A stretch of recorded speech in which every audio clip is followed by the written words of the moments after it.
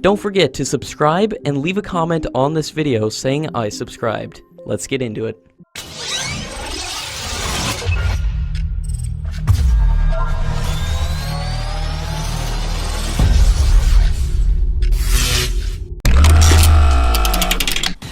The Russian ambassador to India, Nikolay Kudashev, has said that the US CAATSA sanctions will not impact the deal for 4 stealth frigates and the licensed production of AK-103 rifles in India, and the agreement would be signed in the next 2 to 3 months. He also said that the two countries are also considering to sign a logistics agreement between their militaries, and signing of the agreement on the lines of the COMCASA would give better coordination, given the breadth and depth of the military partnership between India and Russia. He also informed that India's current priority is S400 systems and stealth frigates, but the FGFA deal will be back very shortly. The Indian Army is also planning to replace the T-72, and according to media reports, India is interested in the next generation T-14 tanks. He also compared the Russian military cooperation with Pakistan to that of India, and said that it's almost zero in comparison, and no sensible person in Russia will say that we develop relations with Pakistan at the cost of India. At its two-day commanders' conference, the top officials of the Indian Air Force are set to discuss the training plan for the new inductions in the force, including the Rafale aircraft and S400 systems. The Indian Air Force is also set to get the Chinook and Apache helicopters, and the top officers will discuss ways to suitably refine the training pattern in order to maintain the edge over its adversaries. The Indian Air Force Chief had underlined the need for joint training with the Army and the Navy in order to enhance the synergy between the services for ensuring national security. According to media reports, the top Indian Air Force officials will hold talks with Hindustan Aeronautics at the Indian Air Force Commanders' Conference on the issues of production and upgradation of aircraft.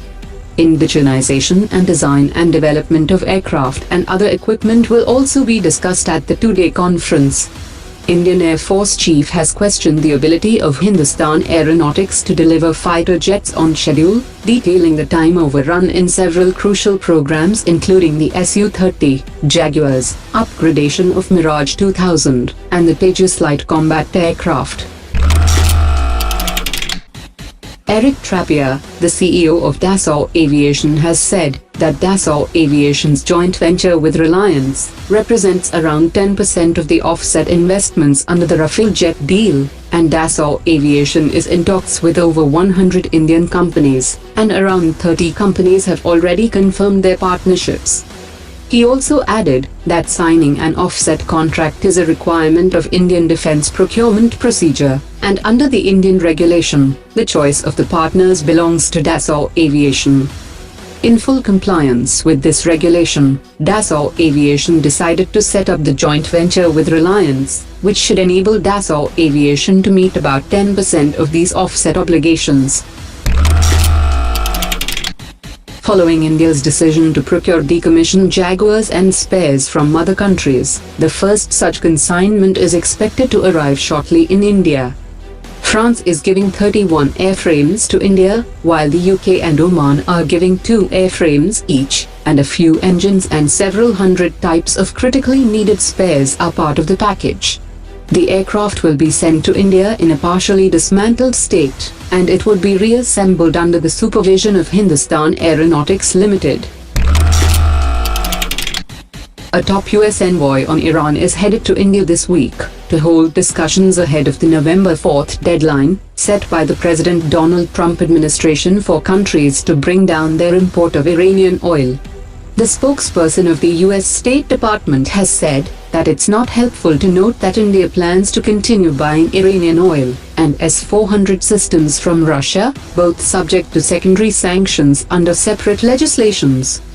He was asked also about CAATSA sanctions and the imposition of possible imposition of CAATSA sanctions, and he said, India's going to find out. And India will find out, we'll see. So I'm not going to get ahead of him, but certainly when we hear about things such as purchasing oil or purchasing of the S400 systems, it's not helpful. The United States government just reviews that very carefully.